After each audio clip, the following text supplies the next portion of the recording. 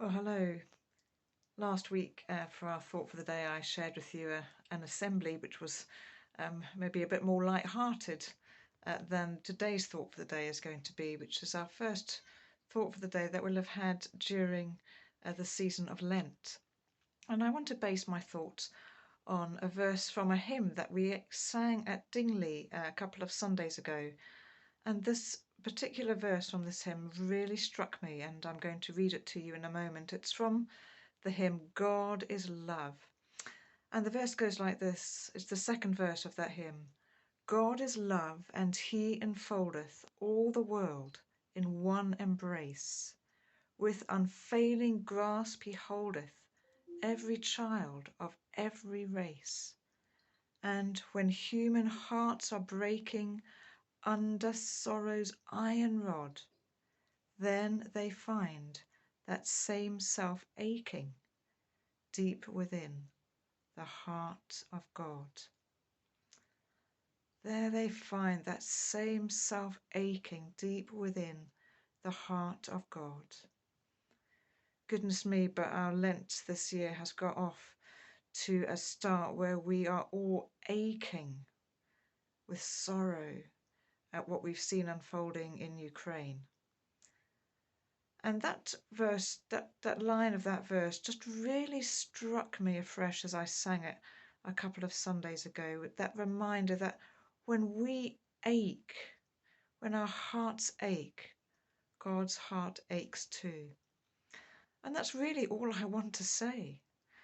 Other than actually, sometimes at times like this, it can be so hard to know what to pray. But it's then that we can know that actually just sitting and holding our aching before God is prayer. Paul talks about sometimes all he can do is groan in the Spirit, and that is prayer. And as we do, we know, we can trust that God aches with us, and we can keep on crying out before him, whether we do that in words, whether we do it in literal tears, or whether we simply sit there and give to him our aching hearts on behalf of the world and trust that he aches with us. But trust too, of course, that he is a God who does answer prayer. And so I do encourage you during this time of Lent, even more than ever, to be devoting yourselves to prayer, to coming before God, to pleading before God on behalf of our world. And so a little plug as I finish this one off is just to say, come along to the Lent course, which is all about prayer. Please come. Please don't think, oh, I know how to pray, or I've done these kinds of things before. Come. There's always more to learn. And if there's nothing else, then you'll come and just be a part of meeting with some new people. It's all on Zoom, so if you're able to watch this online, you should be able to do this, to do the Lent course. It's every Tuesday, 8 till 8:45. You'll find the links to all you need to see, both in your Monday emails, and there's going to be a Friday email going out every week. Part of what we'll be thinking about is, what does it mean to ache? To ache with God's heart, as his heart aches.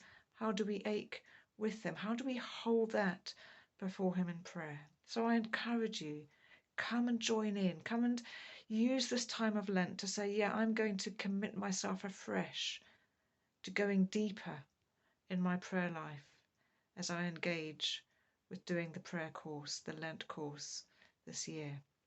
So I hope to see you tomorrow night.